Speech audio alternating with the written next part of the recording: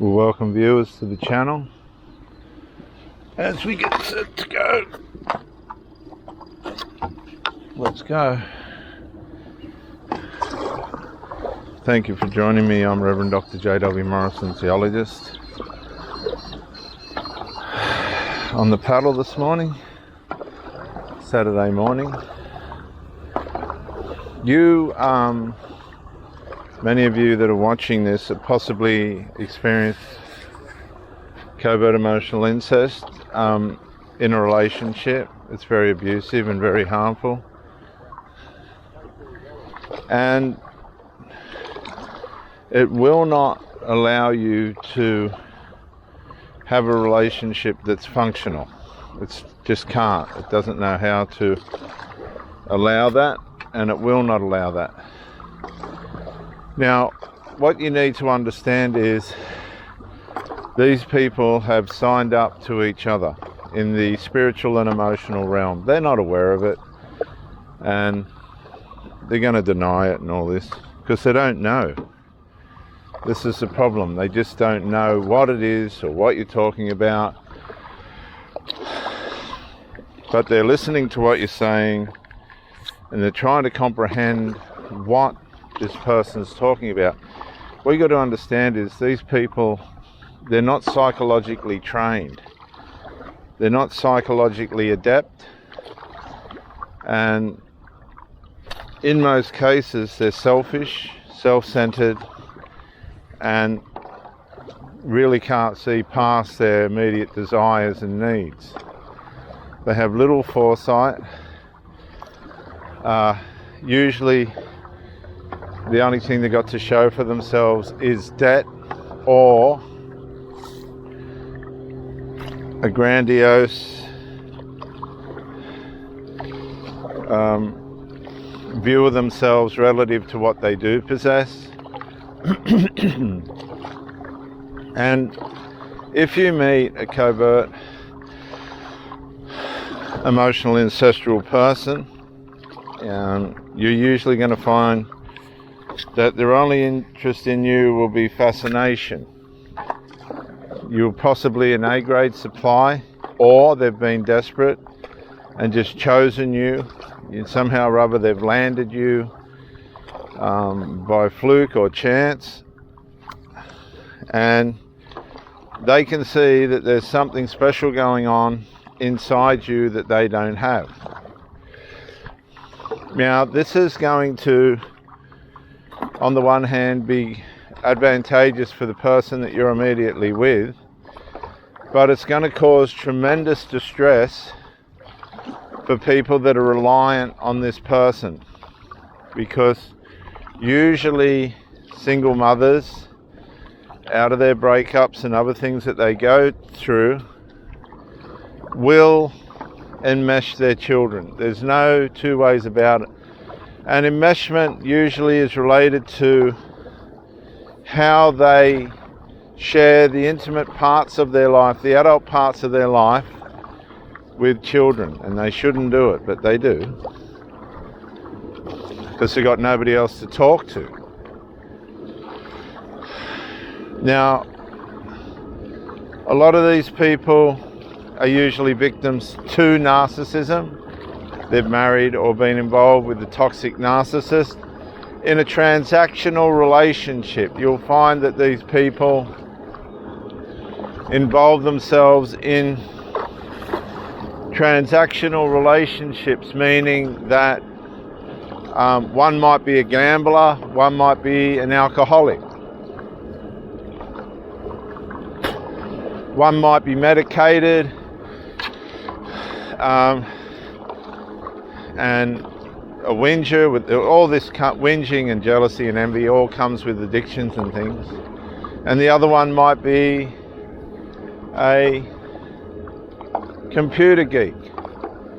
So while the computer geek gets to spend time with his computers and all the stuff that he's dysfunctionally connected to, the addict gets time to be on their addiction. So one plays on the other to suit a need that's not central to the relationship, it's central to themselves. So these people are very, very selfish. They don't appear to be on the surface, and they will do good deeds, but behind closed doors, usually they're very, very selfish. And a lot of them are asexual.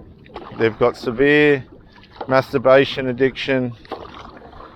They're right into themselves. Okay?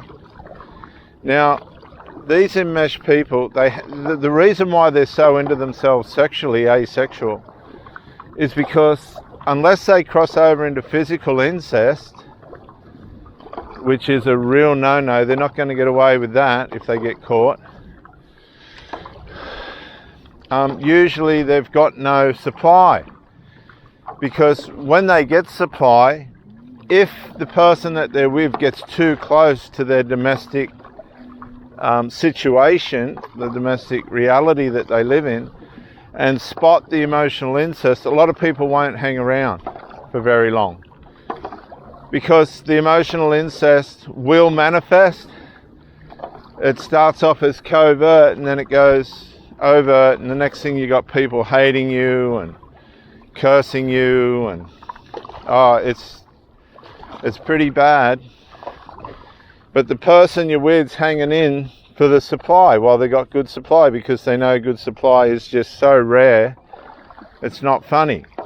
People that have not abused drugs and know how to function emotionally and physically and spiritually in a way in which is going to benefit them. So they're prepared to put pressure on the enmeshment, the family, the enmeshment with the little surrogate husband or mini wife or whatever their combination is. And this is going to cause a psychological trauma, an injury on the family member, because now the intimacy shifted in the physical realm, and all their little dark demons are going to use this to start to break down these people in the dysfunctional realm, because that's what darkness does. It uses dysfunction to manifest itself in the lives of the people that aren't living in a healthy spiritual way, particularly the addicts and that. And what will happen is they'll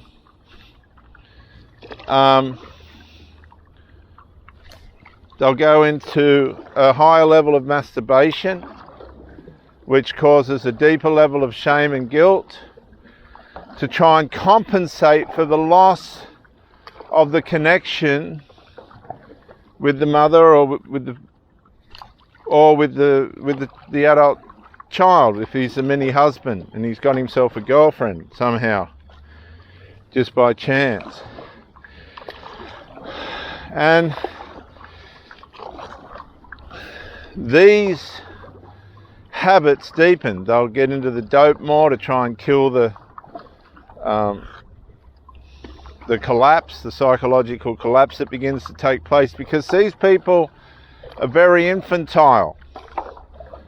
They're used to getting their own way because they're like little heroes. They get grandiosed even if they've done wrong. Everything they do is they can't do wrong. And the parents raise these. See, a lot of people think narcissists come from abuse. No.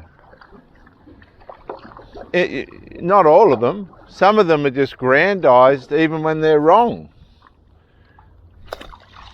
Just completely grandized for doing wrong. And therefore, they get justified when they do wrong, and that gives them a sense that they're entitled to do wrong, and they're not. But every time they might do, okay, so they butter their bread, and it's made out to be some kind of great conquest, or they close the door without slamming it, and they get all this praise. And this is how a lot of these narcissists are raised. And they've got all these accolades going on all their life, even if they're not doing anything that deserves it.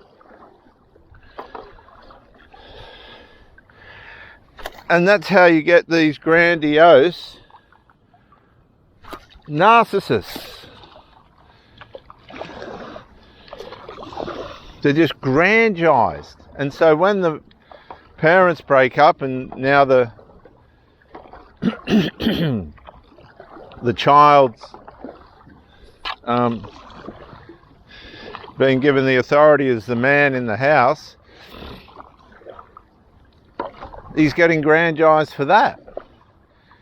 He's the mother's mini husband. And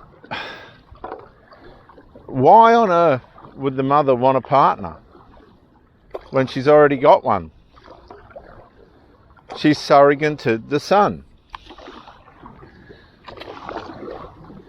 That's how covert emotional incest works. And when you come along and they're going to have a relationship with you because you're A-grade supply, that they won't risk it otherwise. These people won't risk turning the place upside down and narcissistic collapses and all that when their children, their little adult sons and that, their little adult son husbands, if it's not A-grade supply. They won't risk it. But they will if they're getting the full service. Oh yeah, they'll let the whole place collapse in on itself. And they do. I've seen it on several occasions. Cats keep coming back for whiskers. Yeah. Now, as the child, well, the adult child, as the son, the surrogated husband, begins to go into his psychological breakdown, narcissistic collapse, all hell breaks loose. Believe me, if you're a fly on the wall, my goodness me. But these things are easy to fix. You just confront the issue, set up the boundaries, stipulate what's going to happen here, and you get on with it. That's what adults are supposed to do. But if you've got someone that has surrogated their children, you're not dealing with an adult. You're dealing with someone that has failed to mature. So what's happening now is you've got narcissistic collapses taking place in the house. She's coming for supply. She's not really committing to you. She's just coming for supply and getting her fill. You've got arguments and conflicts and things going on there now. You'll get excommunicated because you're the problem, but you're not. You don't take any notice of this. What they'll try and do is bait you to engage in some kind of drama. And you just stand there and you go, are you people for real? And it's at this point, you need to be aware of whether you stay or go, because if the person that you're with doesn't do anything, guess what? To get things in order and to put the relationship in its right place, it's time for you to go. You're being used.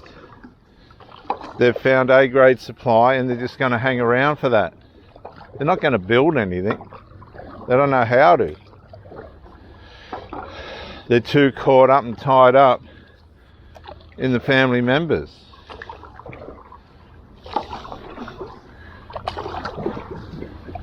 That's how emotional incest works. Now, you are not to get involved in their delusions, because it's to bait you to get tied up in an argument so that they got more of a way of getting rid of you.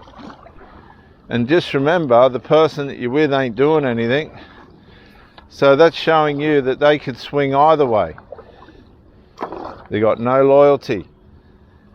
Oh, they're turning up and getting, their bit, but don't think that's a sign of loyalty. That's just a sign of convenience. But they'll put it down as loyalty. It's not. It's not. Where are they now? Did they fight to fix the problem? No. you've got to open your eyes. Emotional incest will win every time. It just does, because it's DNA. These people have allowed themselves to become that way for the benefit of their psychological conditions. You see, that's what addicts do. All the drugs in that are for is to stop the things that they don't want to resolve. The senses and the conscience.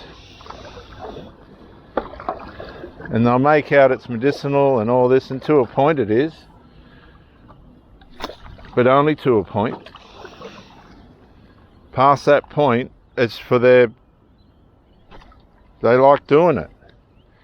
You've got to realise this.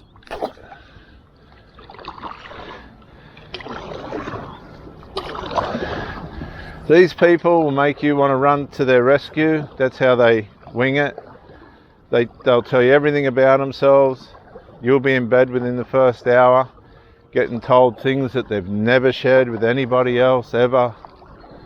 You're the only one that knows. I knew when I first saw you, you were the one. All the usual high school rubbish. And these are adults. These people are 30, 40, 50, 60 year old. Desperate. We're coming into Bird Alley in the Tree of Life, viewers. This tree's for you. It's in full blossom now.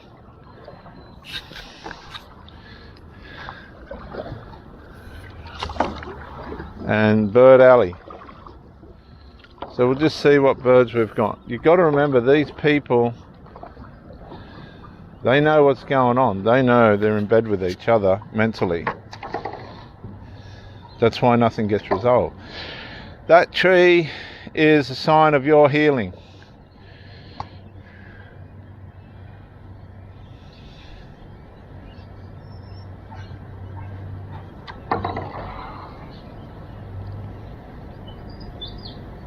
As we come down into Bird Alley, we'll just go quiet now.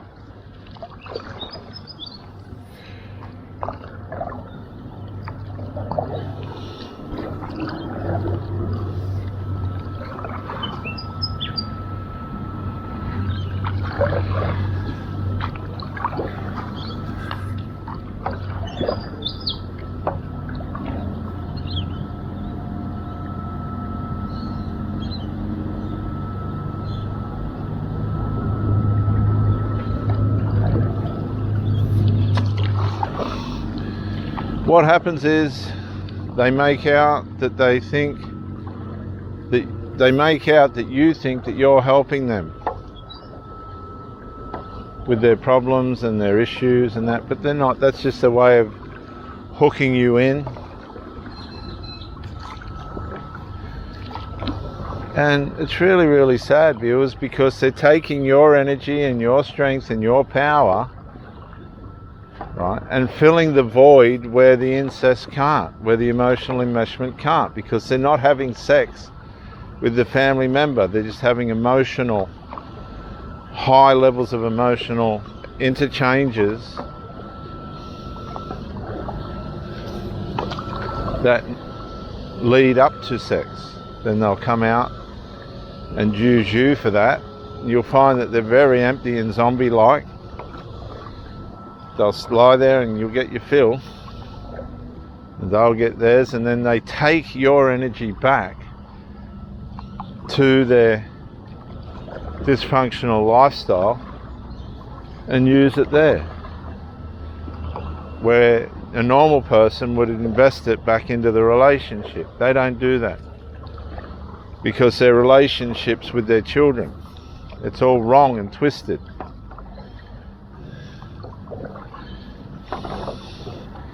And what you got to realize is the children will lap this up because it suits their end. Anything for free. And it's all disablement and it's all abuse. And whatever you put up with it, that's what you'll get. And they just go around in circles with whoever they can get.